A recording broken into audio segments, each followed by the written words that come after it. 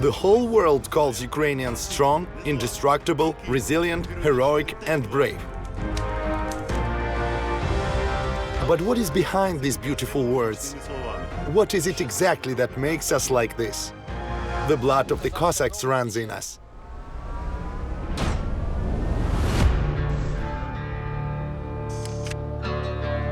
I am Dmytro Komarov, and I have always been looking for places of power all over the world. Native Americans have always believed that all the clouds on planet Earth were born at Iguazu Falls. We're in Rio de Janeiro, with the iconic statue of Jesus Christ in front of me. The Buddha chose this place not for nothing to appear in the future.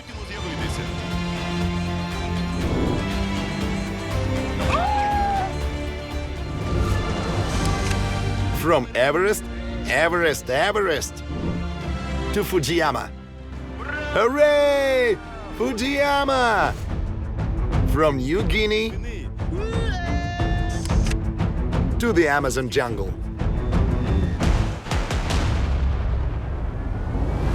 But the real place of power was literally in front of my eyes for all this time.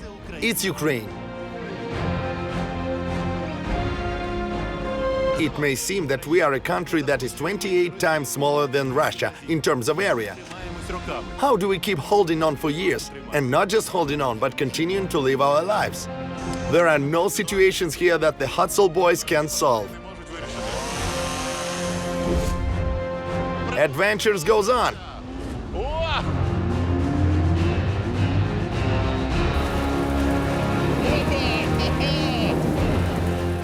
This season, I will be exploring the sources of Ukrainian strength by going on a big expedition across the country. From the east to the west. From the north, they're attacking, GBUs are in flight, and we're off, run to the cars. To the south, Bulgarian. So what makes us Ukrainians so strong? Let's find out together.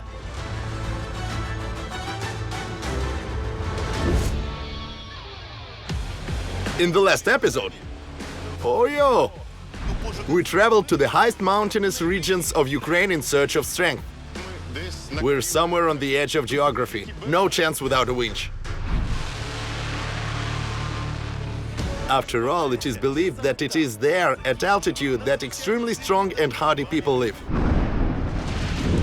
But at that time, we did not know that our expedition would last a whole year and that it was only the beginning of our adventures.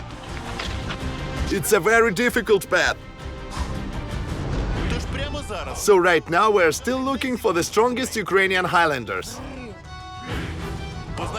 We'll meet a woman who will give any strong man a head start. And find out who Mykhailo Nechai passed on his powers after his death. Let's go!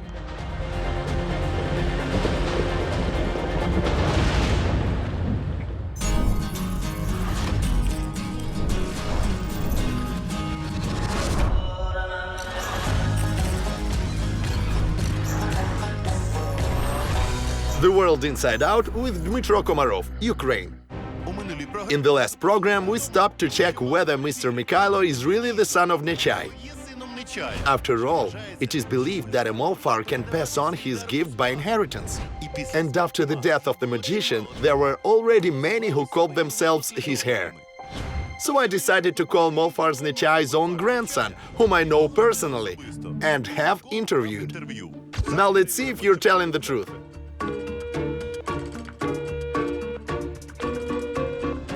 Hello? Hello? Greetings, Ivan. It's Dmytro Komarov. Hello. We're filming here, and I find out your grandfather has a son. Yes. Recognize me? Yes, Mishka, hi. Friends, can you believe it's confirmed? All of a sudden, it would be a sin not to get all together. Super, it's gonna be fun. No reporters have done a story on you yet, have they? No one knows that you're... No. Why haven't you told anyone until now? You know, I took vodka and it gave me a hint. Tell me, are you ashamed of me? Tell them you are my son. So much for miracles. Until now, for many years, the man did not tell any of the journalists that he is the son of the legendary Molfar Nichay. But he saw us, took his father's vodka in his hands, and something told him to open up to us. It's a real stroke of luck, because it's believed that after death, a seer can pass on his power by inheritance. And perhaps Mr. Mykhailo is the man who, after his father's death, will continue his work.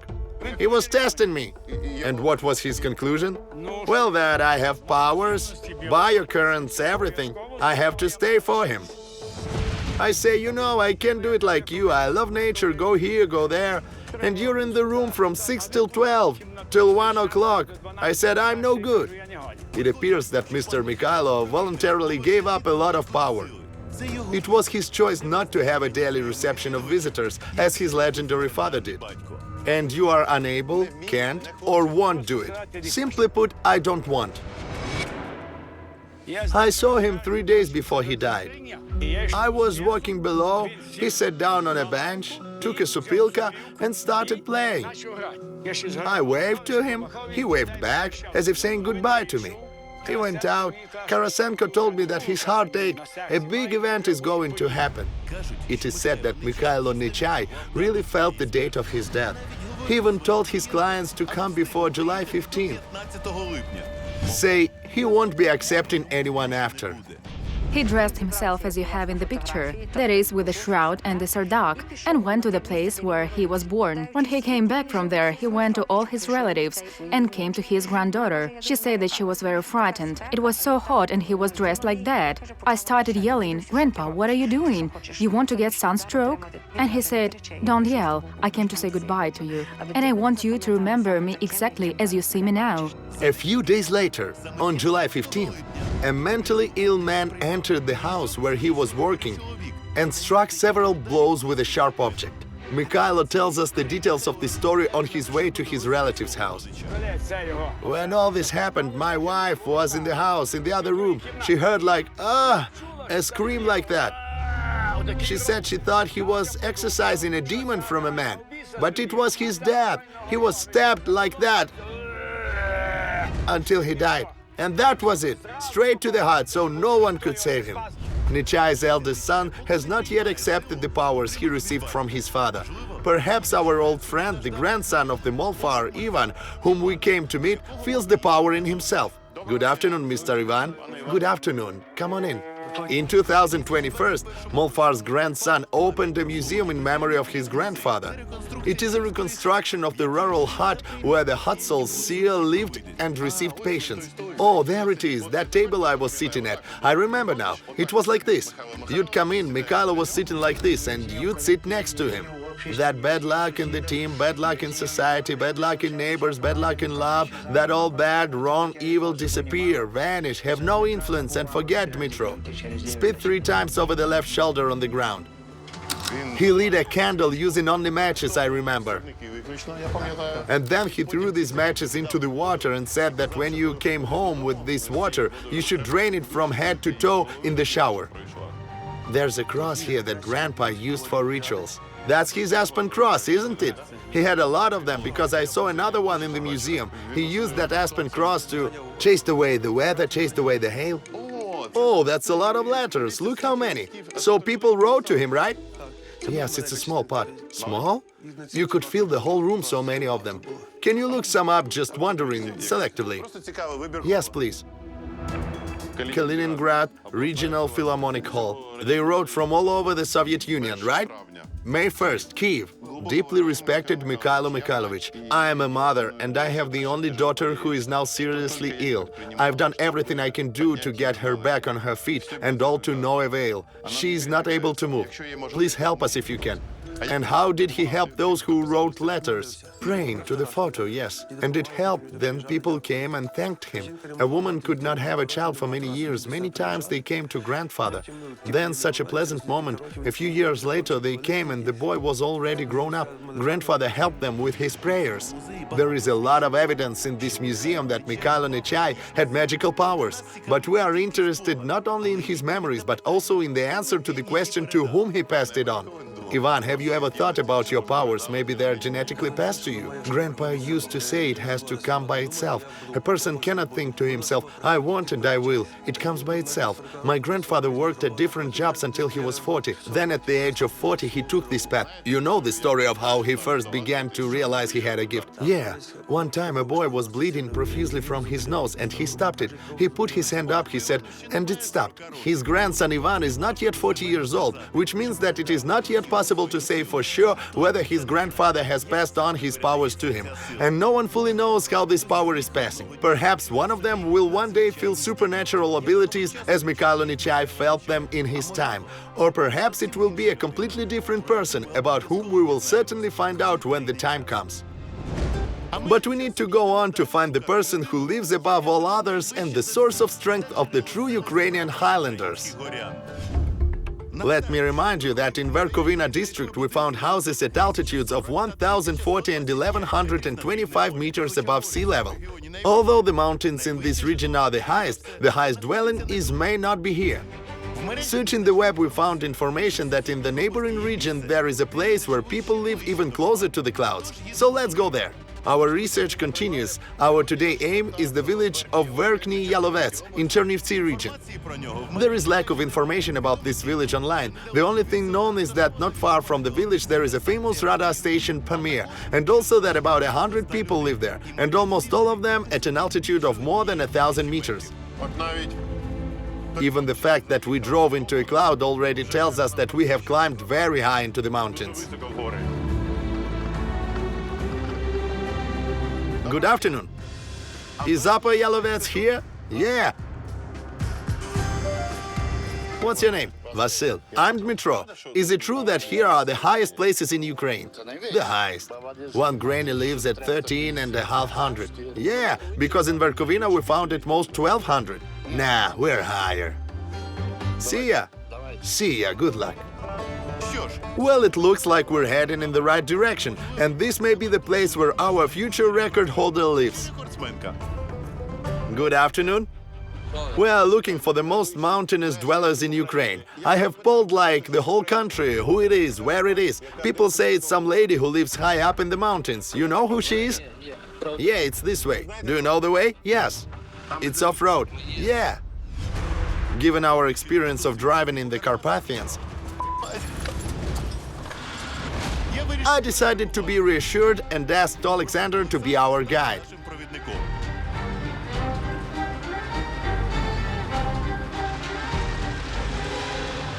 We're going on this off-road.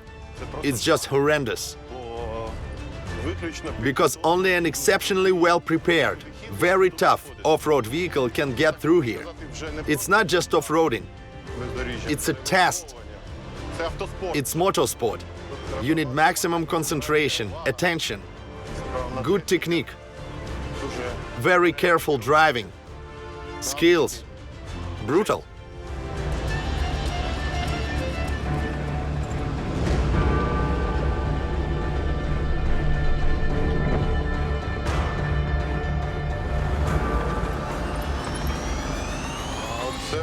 Now this reminds me of the road of death in Bolivia. A road that allows no room for mistakes. Spaniards calls this road La Carretera de la Muerte, or the road of death, also the road of destiny, the road to the grave, or the road that never forgive mistakes. I think there's no doubt about it now. If you made a mistake on this section, you're done. The car goes hundreds of meters down, no chance.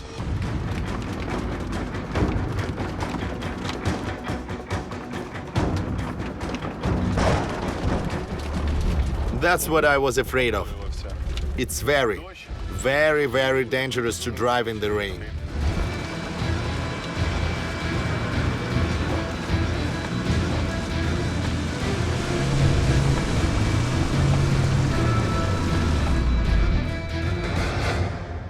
We're stuck. To drive a jeep up this road, you actually need 2 jeeps. We'll hook it up and go all the way up there.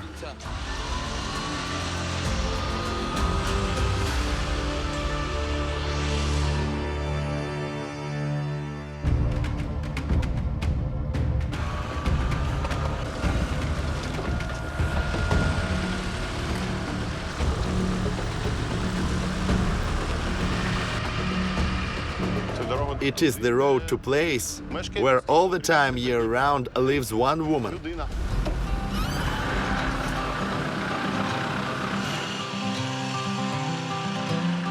Let's hope things go well from here.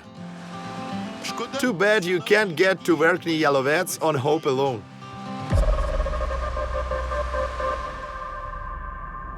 Here we go again.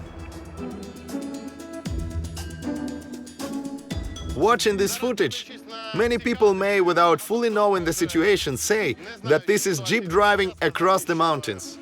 But you, as a local, tell me, are we violating anything here? No, it's a road that leads to homes, to people. A road set aside by the forest rangers. They clearly define where you can make a road and where not. For tourists, when driving a jeep, just don't drive through the reserves. Drive where a road is clearly marked. Everyone who goes to the mountains by car, it is good to know that it is not allowed to drive everywhere. The law explicitly prohibits the passage of motorized vehicles through the territory of nature reserves and national parks. However, it is possible to drive freely on public mountain roads that connect settlements and lead to housing. These roads are vital for mountain residents because there is no other way to deliver any goods to high mountain houses, buy groceries, or take children to school. Ambulances and firefighters drive on these roads, also using four-wheel drive off-road vehicles, as a normal passenger car can't get through here. It's a feature of life high up in the mountains. And now you see a typical, very representative example of a public road, every meter of which reminds how hard it is for ordinary people high in the mountains to get to their homes. I honestly expected off-roading, but not that much.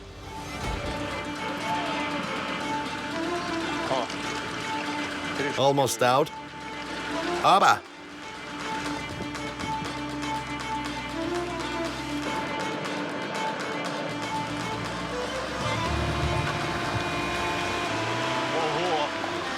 On the road, there's only one thing on my mind. How does this woman live? How does she deliver groceries? How does she solve any household problems at all?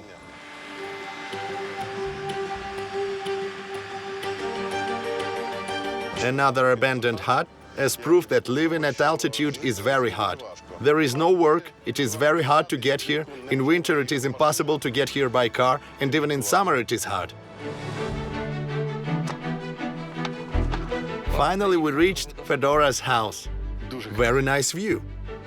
It's very high, I can feel it in the air. Oh, good afternoon. Good afternoon. Good afternoon. My name is Dmytro. Fedora. Oleksandr, he's local. Last year, you remember I visited you. Yes. May I drive in? Yes, please. We brought you some supplies. Yeah, bring it here. Animal feed. Yeah, right here. That's for the cattle. Yeah. Do you manage that? Can't imagine how. I do, of course I do. We have to put the potatoes. You know what? We're gonna go to the pit. We're gonna put it there. It's cold in the pit. Can we drive up there? Just bring it there. Okay. Granny knows how to call the shots. Get in, Dmytro. Maybe you'll leave with me someday. Who knows?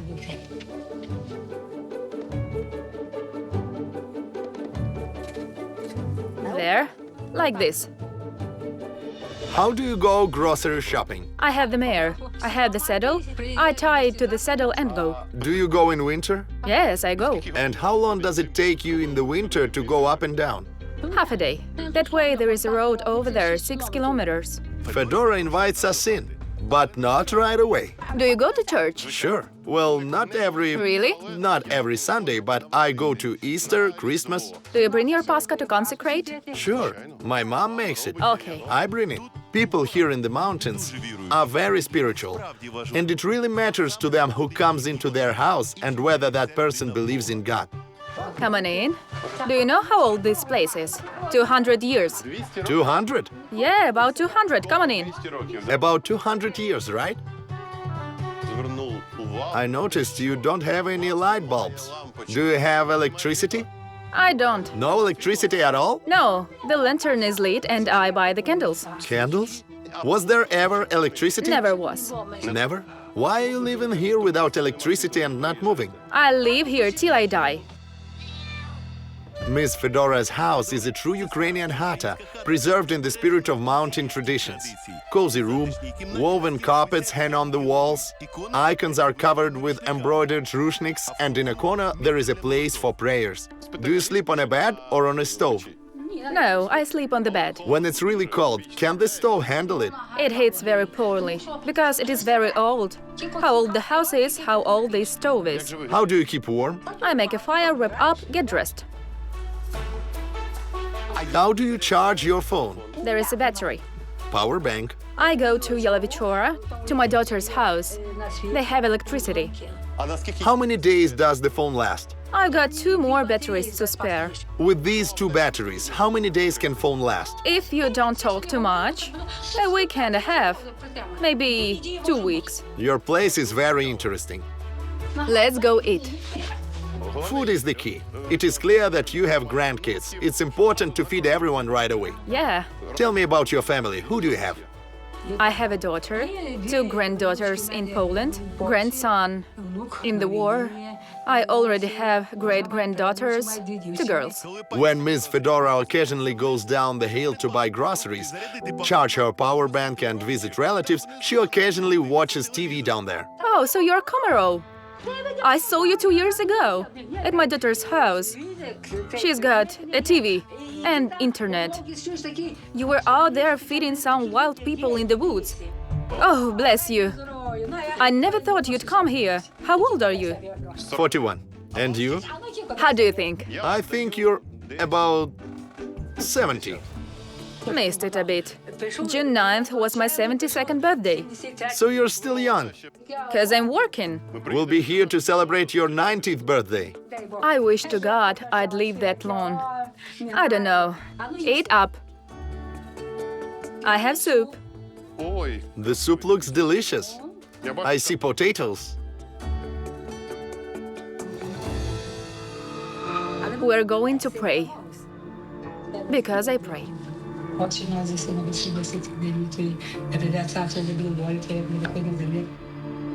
May we sit? Yeah.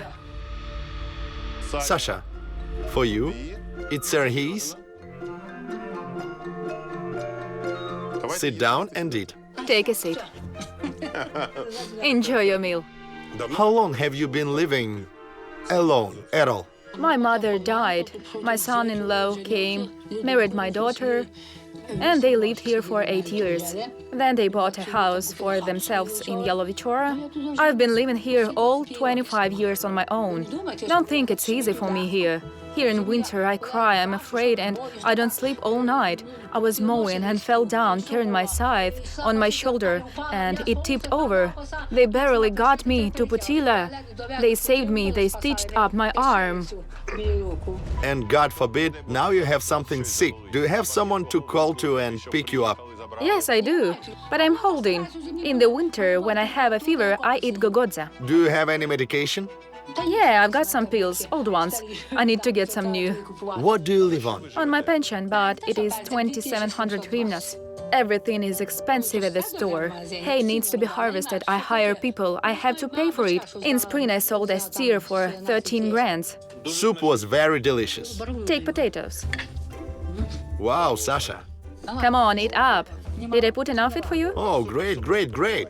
You haven't eaten that yet. He ate. Serhiy didn't. Sit down and eat. Serhiy, eat up, or I scold you. I want to mention that the food cooked on the stove is very tasty. However, there is no time for long conversations because Ms. Fedora has a very busy schedule. So how about I help you with something while I'm here? Mow something? Do you know how to mow? You show me and I can do it. Really? Yeah, why not?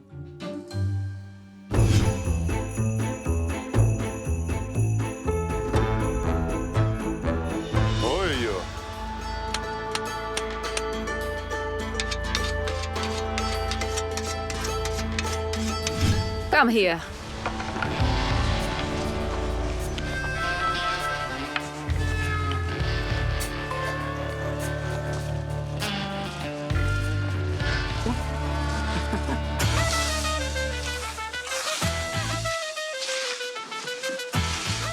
I have to admit that I'm holding a scythe for the first time in my life, and it's not as easy as it looks. No, no, no! Look how I mow! Look!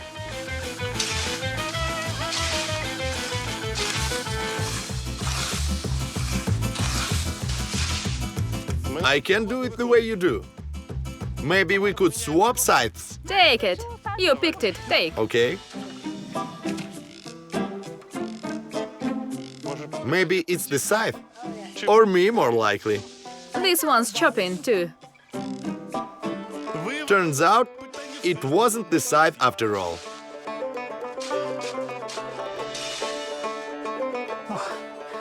Oh, you've got a lot of strength. Out of breath. Strength and skill, of course. Your skill is unbelievable. I can't do that. You'd learn.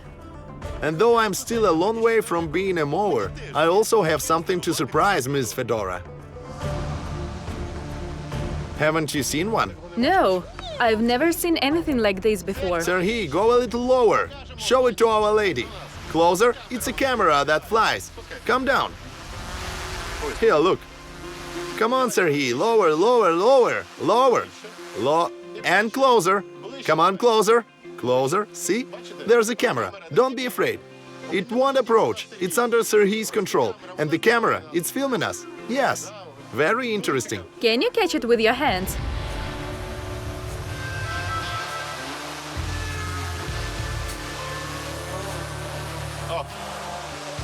And it's about to shut down. See, it's got propellers. And there's the camera. Oh, it's a camera. That's interesting. You've never seen anything like this before? No. That's how unexpectedly the world inside out found a person and a place in the mountains where civilization had not yet reached. How do you carry it yourself? Nay.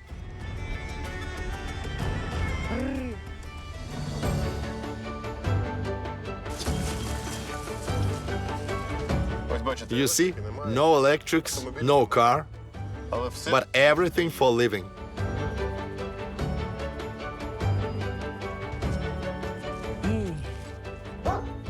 You're a very strong woman. You're physically strong because you walk. Well, yes. Strong in spirit. Yeah. Strong-willed. Yes. Where do you get this strength from? Where is the source? God gives to me. I pray, I ask God. I read and pray, and God helps. You can't get anywhere without God. I tell you. If someone came to you right now and said, I'll give you any money for your house, and I give you an apartment in Kiev, in the center of the city with a beautiful view, So? would you move to Kiev? No. I'm here now. Even with million on top? No, no, no. I'm used to live here. So you are not moving. No, no, no. Staying. This is the strength of us Ukrainians. No matter where we live, high in the mountains and far from civilization or under shelling without light and water, we are still at home on our land. From the first seconds of the meeting, I was so mesmerized by the energy of this woman that I really forgot why I had climbed so high. We're looking for a person who lives in a high-rise house all year round. You live here all year. Yep. Do you know the altitude you live at? No. I have a special device that can measure the altitude. We'll wait for it to connect to the satellite. We've visited, I think, all the people who live very high up. You're the person who lives the highest. Yes. The device now reads 1,339 meters above sea level. The altitude is jumping. It's 1,340 now. And it seems like we've set the record, but we're not government agencies, so we can't officially measure the altitude and set the record. Can we come visit you again later? Come on over. We will invite the National Register of Records, and they will officially register that your dwelling is the highest in Ukraine. Deal. But that's what we thought we were doing. And we didn't know that our adventure was just beginning. Goodbye. Goodbye. Our expedition was a long one. We traveled up and down the entire Carpathian Mountains, measuring the height and looking for the person who today lives higher than everyone else. In order to verify our measurements officially, we turned to the specialist of the State Enterprise Scientific Research Institute of Geodesy and Cartography. Good afternoon. Good afternoon. Dmytro, Roman, it's a pleasure. I had an idea, find the highest altitude dwelling and record it. It's strange that in 2025 it's still unknown. What was our methodology? This is a device that measures altitude. We asked people in towns, in small villages. Local people told me about the places they thought were the highest. I went there, measured the heights, recorded it. Now we have a candidate for the highest settlement is Ms. Fedora. She lives in the village of Verkhny Yalovets, Chernivtsi region. This device showed us 1,340 meters. But this is an amateur level, non-professional research. My main question is that our research does not guarantee that there is nothing above. Maybe there is some dwelling that we have not found, but it exists. If you want to find the highest dwelling, this dwelling can be considered to be some kind of building built on a plot of land with the right purpose for residential development. We have a national geoportal in which we are administrators, which has all the data on land plots. Very interesting, go ahead.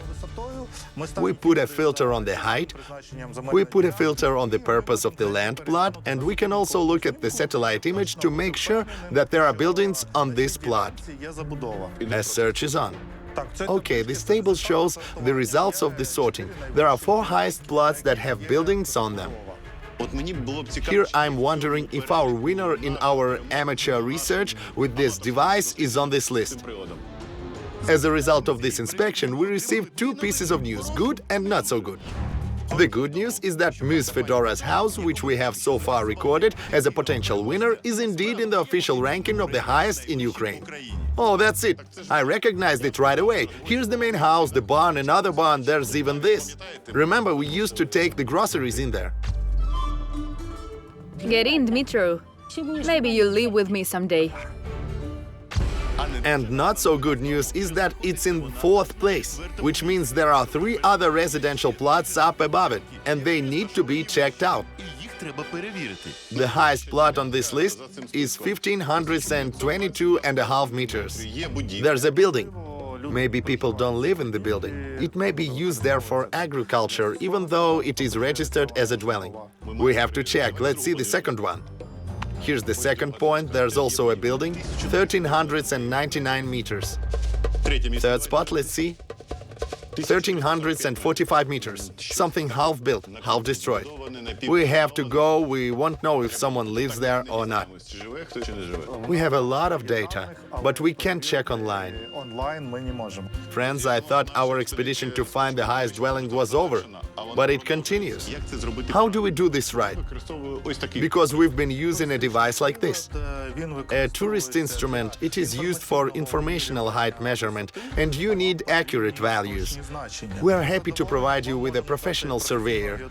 He will measure the angles of the structure with specialized instruments, and you will know the exact height to the millimeter. Wow! So we have to go back to the Carpathians and check 3 more houses that are higher than Ms. Fedora's house. If it turns out that people really live there, we will invite a surveyor to the highest site to officially record the exact record height. Thank you very much. You're a pleasure to work with. Yeah, you too. And our expedition, friends, continues, and now again to the Carpathians, back on the road, but in winter. After all, this is the only way we can make sure that people actually live in these homes for a whole year. And right now we're heading to a place that stands first in the rankings provided by surveyors. Our vehicles are warming up. This is really a real extreme expedition.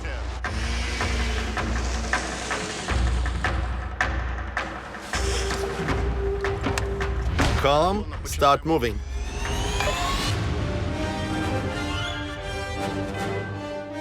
We are now in the Ivano-Frankivsk region. The places we are going to try to get to today are very difficult to access. That is why today we have brought with us a very specific vehicle, a Ukrainian-made Bogun all-terrain vehicle. We rode it with you after the dam was blown up. 2 snowmobiles, we have our Jeep.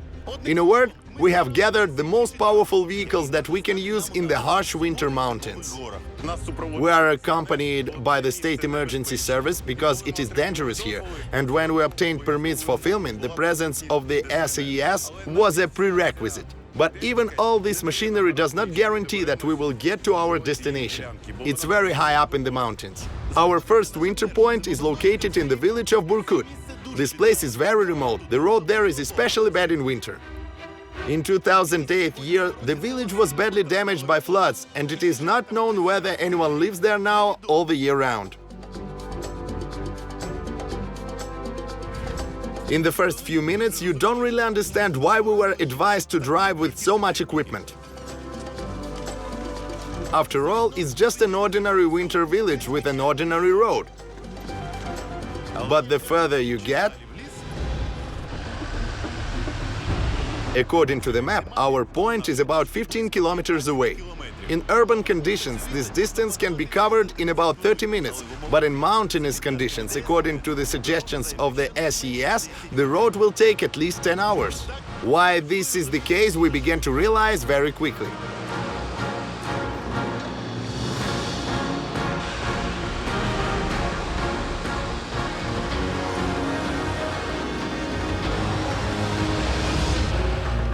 Get ready, there's going to be jump.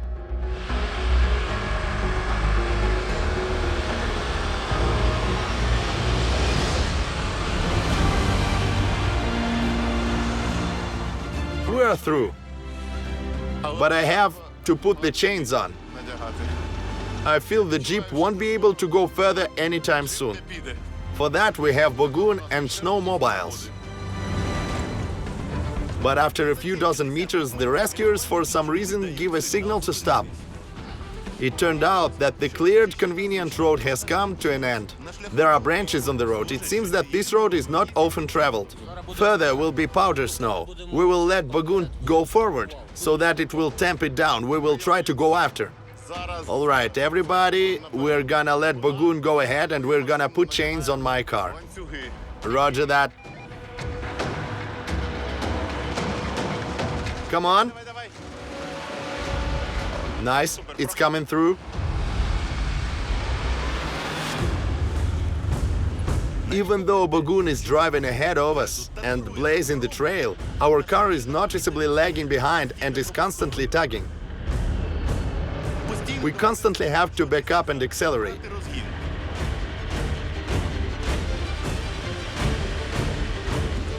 But even so, I can get that little rise from the first.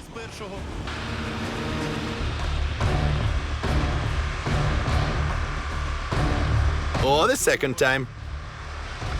Well, there's no chance. Let's move our stuff into the ITV. This is as far as Jeep can go. Oh no, it's not real. Unfortunately, I can't keep driving my car, so please come back. We'll move the stuff. This is as far as a normal vehicle can go. I see.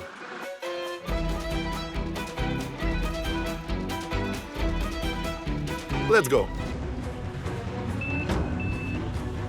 Bogun, unlike an off-roader, rides on the powder much more confidently, but I think we're done. Do you have a chainsaw? It's over. We have neither a saw nor an axe, so unfortunately, this unique Ukrainian transport, very cool, cannot go any further. To screw up so much, to prepare so much, and not to take an axe. If there is a rope, you can hook the rope. Let's use the rope, yeah. Come on, yeah, come on. Rescuers quickly orient to the situation and can find a way to solve the issue even without special tools, with what is available. Everyone to the other side. Adventures goes on, you got it? Now we're gonna try to clear the way. One end of the rope is fixed on the tree, the other on the Bogun.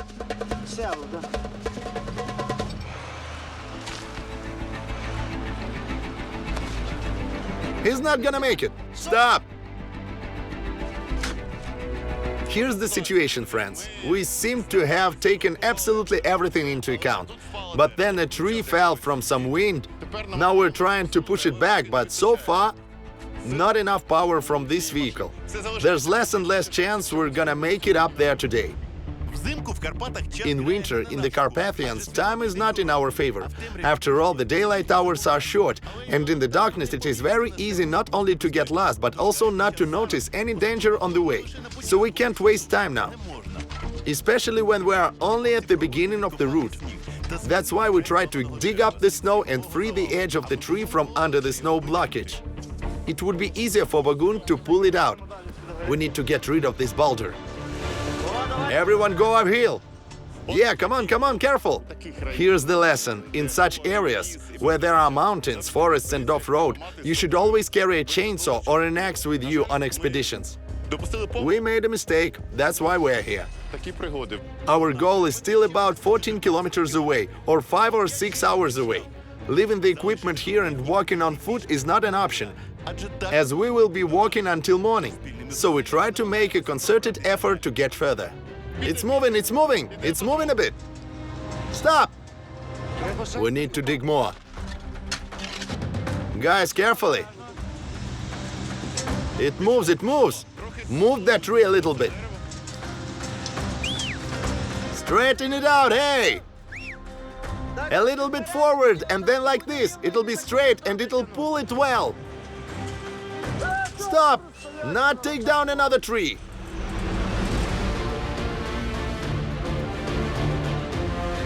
Coming through, nice. Handsome, going great. See, like a kitten, so softly in the snow. And you see it passed. And if I step on it, my foot falls through. So it goes and doesn't even destroy this powder snow. It's 17 past 1. It's about 4 hours till sunset.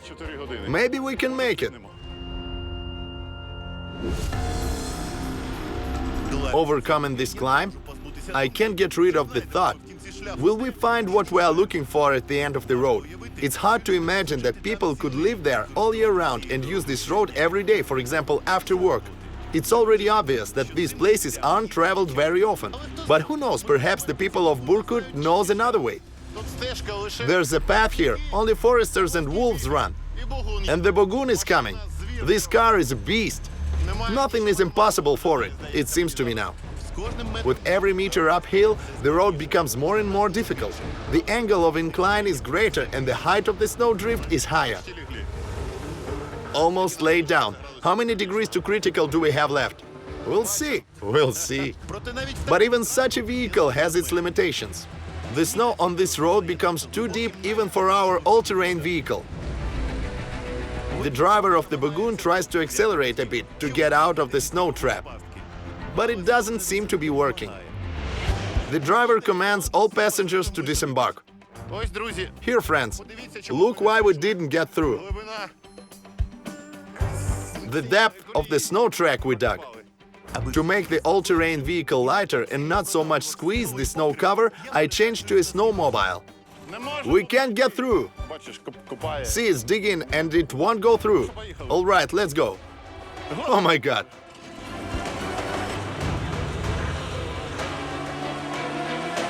But we're not even 100 meters away, and then again. Last time, while we were dragging the broken tree with the Bagun, the guys on snowmobiles drove to the nearest village and brought the tool we had been missing. Take an axe and chop. I would like to underline that the world inside out is categorically against cutting down the Carpathian forest. And we do it only because the tree has already been broken due to bad weather and, unfortunately, will not be able to grow anymore. Therefore, we have no other choice. Almost done. Now we need to clear the road for ourselves and the locals. You guys study somewhere? Work somewhere? I'm studying in Nadvornaya for logistics, organizer of international transportations. You're going to have extreme international transportation by snowmobile. You live high up in the mountains, you can fly over these mountains, you can jump. What's the secret of your strength? Where do you get it? I get energized in the mountains, this beauty. It's just the way I was brought up, that I had to work from a young age. So the strength is in the work?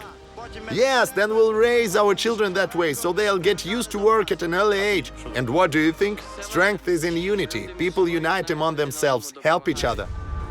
One more obstacle behind us, but we spend too much time on every tree, every snowdrift on the road. On one hand, thanks to all this special equipment, we have already overcome 2/3 of the way. But on the other hand, it's just over an hour before sunset. Logic says we have to speed up somehow. So we decide not to wait for Bagun and go further on 2 snowmobiles. I will sit on one of them, on the second one a representative of the SES, because he is the only one who knows the way.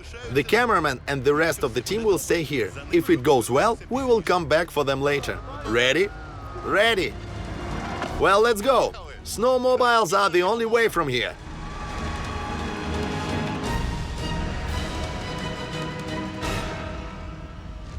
Next time on The World Inside Out. Our search continues. Things didn't go as planned. Hey, need help! Why snowmobiles will not be able to take us further?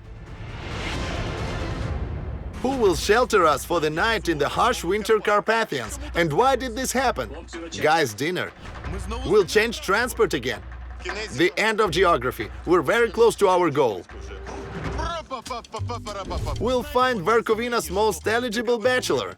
Your bride-to-be will be a happy woman. You're the first guy in the village here. We'll work as a Carpathian cap. And God bless you. We'll get to the most secret facility in the Carpathians. It's like I can hear hundreds of speakers from which my voice is coming out. And finally, the finale of our year-long expedition. Who in Ukraine lives the highest? Your house is considered to be the highest altitude dwelling in Ukraine. The denouement is just around the corner. Don't miss it. Adventure goes on!